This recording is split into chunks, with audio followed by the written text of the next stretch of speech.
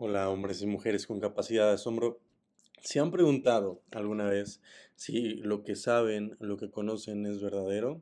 ¿Si realmente aman lo que aman o si una persona les está diciendo la verdad o solo les está diciendo lo que quieren que escuchen? Bueno, vamos a hacer una crítica a 1984 de George Orwell y una relación con el amor moderno, con la sociedad, con el lenguaje, con la familia y con cada pensamiento de una sociedad tradicional contemporánea. Porque Orwell sentó las bases de un pensamiento que yo diría que es algo que él predijo realmente. No predijo a lo mejor, se puso a analizar muchas cosas de la sociedad y él dijo, vamos a llegar a este punto. A lo mejor en su sociedad en su momento ya estaban empezando a vivir estas cosas, pero Orwell lo vio a futuro y actualmente son muchísimas cosas que vemos en nuestra sociedad actual. Vuelvo a repetir, tanto en relaciones, tanto en cómo vemos el sexo, tanto en la familia y lo más importante, ¿qué tan seguro estás de la verdad? ¿De lo que estás pensando es 100% real o realmente estás equivocado?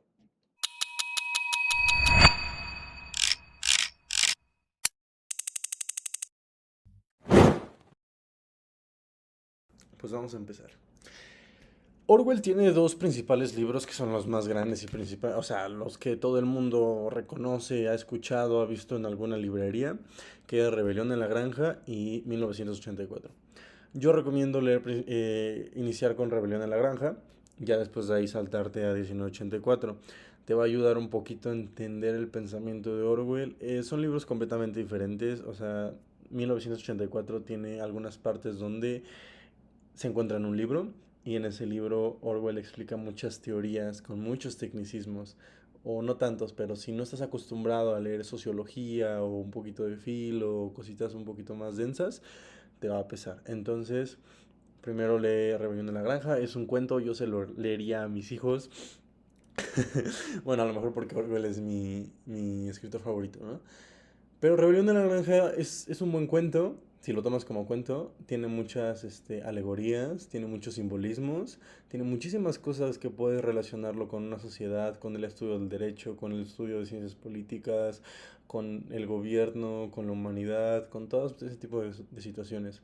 Y 1984 explora un poquito más. Pues sí, es un libro más denso, es cuatro veces más que Rebelión de la Granja. Eh, la novela de Orwell, 1984, plantea tres potencias, tres países. Es Oceanía, Eurasia y Estasia, me parece que es el tercero. Aquí lo tengo anotado. Ajá, Estasia. Es Oceanía, Eurasia y Estasia. El protagonista se llama Winston. Winston. Como Winston Churchill, el primer ministro de Inglaterra durante muchos años. Winston trabaja para el Ministerio de la Verdad. El Ministerio de la Verdad es un trabajo en gobierno. El gobierno es el partido, gobierna únicamente un partido y hay una entidad, una figura política que posteriormente vamos a analizar, que es el Gran Hermano, Big Brother. De hecho, de esta novela viene el Big Brother, de las cámaras, del ojo que todo lo ve, el Gran Hermano que siempre lo está viendo todo. De esto viene. Al principio de la novela se plantea toda la distopía de, pues, Oceanía. Todo esto pasa en Oceanía. Oceanía está en constante guerra con Eurasia y Estasia. Y Orwell aquí nos deja ver muchísimas cosas, como por ejemplo que la forma más fácil de controlar el poder, de enfocar el poder de una sociedad, es con la violencia y la guerra. Es la forma más fácil de sacarlo todo, de explotar todo. Entonces, esto se deja ver en la novela porque están en constante guerra Oceanía, Eurasia y Estasia. Constantemente hay ejecuciones públicas, constantemente hay propaganda política atascada en todos lados, ves papeles tirados, folletos, volantes, discursos por montón. Hay un momento que todos son los 5 minutos de odio, me parece, que realmente es para eso, para tirar odio, tirar toda esa bilis, hacia los enemigos, que estos enemigos cambian constantemente. Realmente la población de Oceanía no sabe con quién está en guerra. Hoy pueden estar en guerra con Oceanía.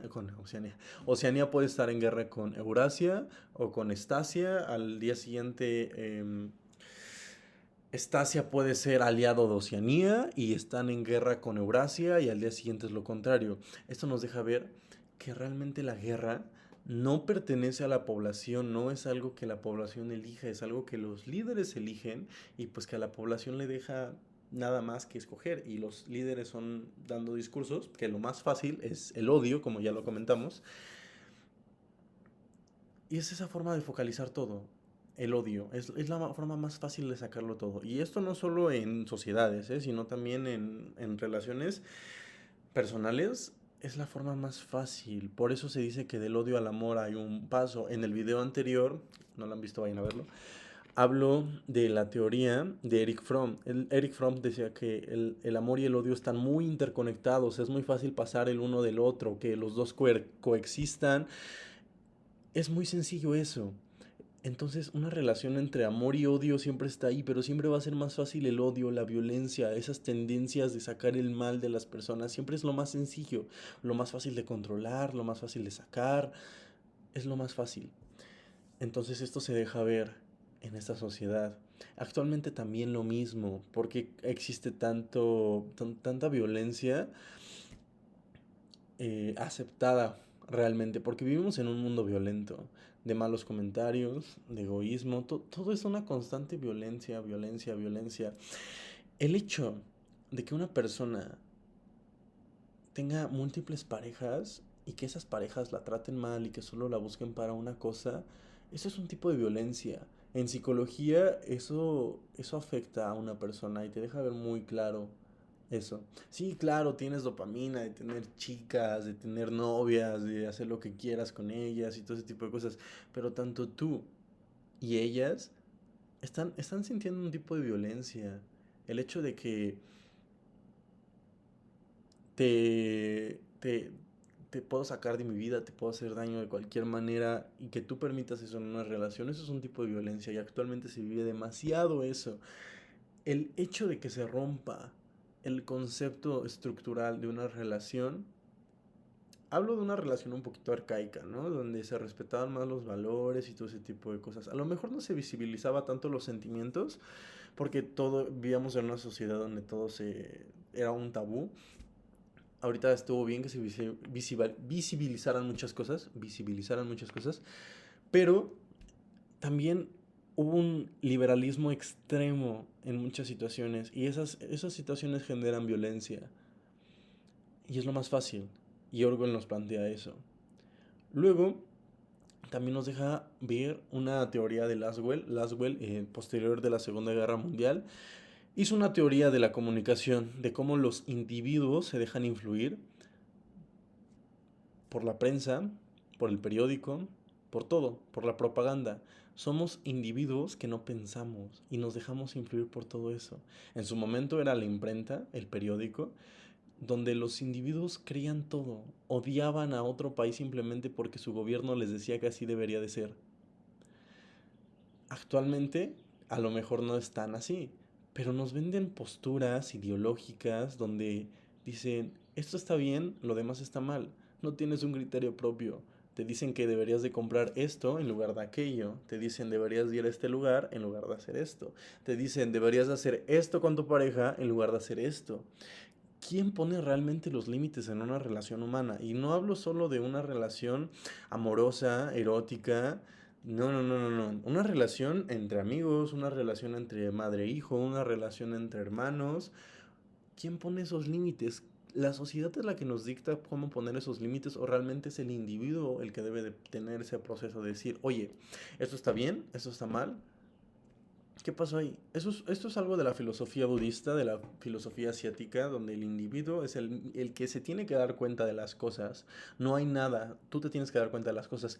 Y Winston, en la novela, vive esto. Ahora vamos a eso. Winston trabaja en el Ministerio de la Verdad. El Ministerio de la Verdad es donde se dedican a la documentación. Los documentos es la cosa más importante en una sociedad. Determinan el derecho, determinan lo que es y no conocible en esa sociedad. ¿Cómo conocemos la historia? A través de documentos. ¿Cómo conocemos la historia prehispánica y la época del virreinato en México? A través de crónicas españolas, a través de documentos históricos. Las constituciones fueron cómo fue evolucionando nuestras leyes. Había muchas cosas, muchos documentos. Y si tú controlas esos documentos, tú decides qué es verdad y qué no. El gobierno en esta sociedad de Orwell controla lo que debería de ser y lo que debería de no. O sea, Orwell plantea un gobierno extremadamente totalitario donde los hijos acusan a sus padres de traición, donde Winston en un principio dice, es que yo estoy pensando mal. Winston empieza a trabajar, vive su vida normal, nos empieza a contar cosas de su vida, cigarrillos de la Victoria, ginebra de la Victoria, todo sabe horrible, café de la Victoria. Esto es algo cuando un gobierno intenta hacer este negocios ellos, donde juega a ser un inversionista y empieza a sacar cosas. Eso se ve mucho en muchos gobiernos, ¿no? Donde el gobierno saca su chocolate del gobierno y es de él y él lo comercializa. Y con el mismo nombre saca un café y luego saca una ginebra y luego saca unos cigarrillos. A lo mejor no todos los gobiernos sacan ginebra y sacan cigarrillos, pero en el gobierno de Winston sí es así. Todo es desde la Victoria. Café de la Victoria, arroz de la Victoria, todo es de la Victoria. O sea, porque es ese patriotismo, el gobierno quiere ese patriotismo. El gobierno poco a poco va controlando y es lo que se plantea igual al final del libro, una oligarquía que no muere porque está tan presente en las personas, tan presente en la clase proletariada, en el poder burocrático, todos están tan casados con el partido, con esta postura ideológica y cada generación es más y más y más. En esta sociedad de Winston ni siquiera los ancianos te pueden contar historias, porque los ancianos no recuerdan. ¿Por qué? Porque su mundo los hizo olvidar. Todos les estaban diciendo, eso no fue verdad, eso no es cierto, aunque ellos saben que fue cierto, pero no hay documentos, no hay fotografías, no hay personas. Ese gobierno tenía el poder de borrar un nombre de la existencia de la historia y nunca más iba a volver a pasar eso. Ahora, todo estaba lleno de telepantallas. En esas telepantallas eran cámaras y pues eran pantallas, donde principalmente se ponía propaganda política. Winston encuentra un diario en una tienda y empieza a coleccionar objetos de esa tienda, cosas de antes de que el partido tomara el control. Y él empieza a cuestionarse, qué es su mundo? ¿Realmente está bien su trabajo? ¿Realmente sus vecinos tienen correcto? ¿Realmente lo que pensaba su ex esposa era correcto? Él tenía una ex esposa. En el partido limitan el deseo sexual. El pensamiento de esta sociedad es de que solo vas a tener sexo para tener hijos. Winston empieza a descubrir todo ese tipo de cosas, empieza a cuestionarse de todo está bien, ¿por qué estoy pensando así? Soy un traidor, yo mismo me voy a ir a entregar para que me ejecuten delante de todos en la plaza y vean que soy un traidor porque estoy pensando en contra de toda la sociedad, de todo el rebaño de ovejas. Nietzsche lo llama de esa manera. La sociedad es un rebaño de ovejas. ¿Por qué estamos condenados a seguir lo que la sociedad nos dicta? ¿Por qué estamos condenados a amar como todos dicen que debes de amar? ¿Por qué debes de ser amado como todos dicen que debes de ser amado? ¿Por qué las redes sociales nos influyen tanto en cómo debemos de vivir nuestra vida? Ya no es la imprenta, el periódico que nos dice que está bien, que está mal. Son las redes sociales. Esa es la propaganda. Esas son nuestras telepantallas que Winston tiene llena de propaganda. Yo no digo que el deseo sexual esté mal. Winston es su forma de rebelión. Cuando él conoce a Julia, la única forma de rebelión que tienen en ese momento totalitario es su amor. El amor que ellos tienen es la forma más grande de rebelión porque en ese mundo totalitario donde no los dejan ni respirar, porque eso está prohibido, ellos encuentran eso. Encuentran que en ese mundo lo importante es el amor. No tener una pareja para tener un cargo político, no tener una pareja para tener un buen estatus socioeconómico, no tener una pareja para que te dé hijos. No, da igual si tienes o no hijos, eso es tu decisión. Pero ahora, también plantean el exceso de ese liberalismo sexual. Volvemos a lo mismo, la violencia. ¿Un sobre liberalismo sexual genera alguna violencia? ¿Cómo te sientes después de eso? En psicología hay un fenómeno muy grande que es después de tener una relación sexual y en un bajón emocional. ¿Por qué sucede eso? ¿Por qué es muy común eso? ¿Por qué te sientes mal? Si tienes una sobredosis de dopamina en ese momento, ya lo decía Eric Fromm también en el video pasado, lo comenté, el orgasmo es ese momento máximo de dopamina. ¿Por qué te baja? ¿Por qué te sientes mal? ¿Tienes que encontrar un balance realmente? ¿O qué es lo que pasa dentro de tu cuerpo, dentro de tu cerebro, dentro de la sociedad? ¿Por qué pasa eso? ¿Por qué el sexo nos produce tanto tabú, tanto odio, tanto placer? ¿Por qué lo buscamos tanto? Esto también lo toma Orwell. Después Winston va avanzando, avanzando, avanzando en su sociedad y se da cuenta que el hermano mayor, que es más fácil que una persona siga a un individuo, a una cara, el hermano mayor no existe, es una cara del partido, donde el gobierno lo usa porque es más fácil seguir a una persona, es más fácil decir que presidente hizo todo que partido lo hizo todo. Es más fácil decir que un individuo de una ONG, de una organización no gubernamental o de alguna organización civil está haciendo todo, a que esa sociedad está haciendo todo. Por eso existen representantes en las sociedades. Por eso en una universidad existe sociedad de alumnos y hay un alumno que representa a todos. Hay un rector, hay coordinadores, hay personas que representan y van a esas representaciones. En la ONU, en las reuniones, cada país lleva a su representante. Porque para el humano es más fácil conectar y empatizar y entender y dejarse engañar por un individuo visible, por una cara y no por una organización. Si un partido político pone enfrente a alguien, es más fácil que empaticemos con esa persona que con el partido político. El partido político nos vale, ni le entendemos, no tenemos ni idea de sus ideologías. Tenemos la ideología que la persona que ponen enfrente nos vende. Winston empieza a hacer eso y él empieza a escribir en su diario todo lo que él siente, todo. Empieza a decir, abajo el hermano mayor, abajo el hermano mayor. Y empieza a buscar ese momento de rebeldía, ese momento de paz. Se huye al gueto y empieza a ver de que la gente ahí vive bien. Hay una frase que dice, la esperanza está en los proles. ¿Por qué? Porque es la máxima población en todos lados. En cualquier civilización la clase trabajadora, la clase campesina es la que domina. En el modelo feudal medieval, principalmente de Europa Occidental, los campesinos eran lo que sostenían la economía, lo que sostenían la alimentación, la agronomía sostuvo mucho tiempo a esas sociedades.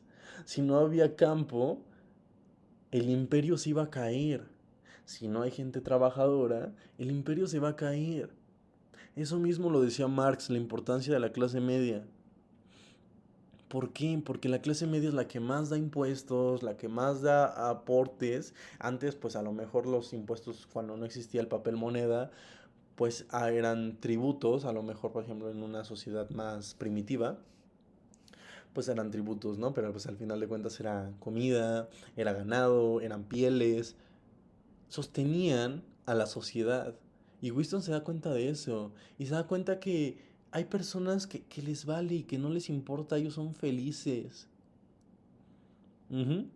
Sí son casados doctrinariamente con el partido, pero son felices. Él renta una recámara cuando se encuentra Julia, que pues, se convierte en su amada, y ellos se van a un lugar fuera de las cámaras, tienen sexo, son felices ahí. Porque están en un momento de privacidad, porque actualmente en todos lados hay cámaras, en todos lados graban. Tú vas por un café y los de la cafetería te quieren grabar para propaganda.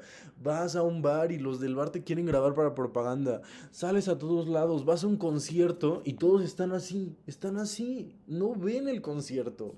Vas a una obra de teatro y están así todos, no ven la obra de teatro. Esto es una gran herramienta tecnológica. pero todo está lleno de cámaras. No necesitas no necesitas la telepantalla de un partido, de un gobierno que te vigile. No, esto ya te vigila. Estás en todos lados. ¿Alguien se quiere dar cuenta de dónde estás? Te investiga bien fácil. Sabe exactamente dónde estás, qué haces, qué no haces. ¿Por qué crees que las empresas te venden todo tan fácil? Porque saben todo. Todo está conectado, todos los datos. Todo ya quieren grabar, todo quiere ser público. Sí, ¿por qué? Porque la sociedad está siendo influida por esos medios de comunicación, que en este caso son las redes sociales. Ya no son la televisión, ya no son la radio, ya no son el periódico. Tal vez sí, pero no al nivel que lo eran antes. Ahorita esos medios para controlar a las masas son las redes sociales. Entonces, ¿por qué no disfrutamos más de las cosas? Tenemos esos momentos efímeros donde ni siquiera estás viendo las cosas, estás viendo una pantalla. No digo que esté mal, está bien, yo lo hago, pero debes de ponerte a pensar en todo ese tipo de situaciones. ¿Qué eres feliz? ¿Qué no eres feliz?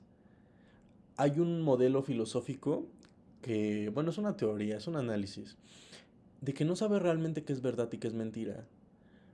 Se usa, por ejemplo, el ejemplo de Copérnico. Copérnico fue alguien que hizo mucho por la ciencia. Hubo un pequeño corte, pero volvemos al tema de Copérnico. Copérnico es alguien que influyó mucho para la ciencia. Destronó la teoría geocentrista. ¿Qué es esto? La teoría geocentrista es de que la Tierra es el centro del universo. Copérnico se dio cuenta de dos cosas. De que la Tierra no era el centro de nada y de que tenía movimiento. Un movimiento que giraba y un movimiento que la trasladaba en otro cuerpo celeste que era atraído hacia él por una fuerza de atracción, por una fuerza de gravedad. Se dio cuenta que girábamos alrededor del Sol y que no él alrededor de nosotros. La teoría geocentrista decía que eres el centro del universo y de que todo gira alrededor de ti. Copérnico dijo que no, que girábamos alrededor de algo. Pero hay algo que se equivocó Copérnico. Copérnico dijo que el centro del universo era el Sol. Posteriormente nos dimos cuenta que eso no era verdad. Pero Copérnico y sus teorías en su momento, él pensaba que tenía razón. Y él murió pensando que tenía razón, diciendo, el Sol es el centro del universo. ¿Cómo sabes que lo que estás viviendo ahora es verdad? ¿Cómo sabes que lo que estás pensando, lo que te están vendiendo, la ciencia que te están vendiendo, cómo sabes lo que yo te estoy diciendo es real? ¿Cómo realmente te das cuenta de eso? No hay manera. A lo mejor tienes un pensamiento objetivo, crítico, analítico, pero ¿quién te enseña eso? La escuela. Tienes un adoctrinamiento. Pero ¿cómo sabes que es real? ¿Cómo sabes que la persona que te ama dice que te ama? ¿Cómo sabes que amas a la persona que dices que te amas? ¿Eso es algo que te das cuenta tú? ¿O qué realmente pasa en el pensamiento humano para que tú te des cuenta o creas una mentira, una falacia, una premisa que crees que es real pero en realidad es una mentira? ¿Cómo sabes? ¿Cómo te das cuenta de eso? ¿Cómo sabes que existe lo que existe? En el libro, el gobierno hace creer que 2 más 2 es 5. Porque todos creen eso. Y es su verdad. ¿Cuál es tu verdad? A lo mejor vas a decir 2 y 2 son 4. ¿Por qué? Porque es tu lógica. ¿Cómo sabes que es tu lógica? ¿Cómo sabes que es verdad? ¿Cómo sabes que es mentira? A lo mejor 2 y 2 son 5, o son 6, o son 7. Porque es nuestra verdad y nosotros decidimos creerla o no.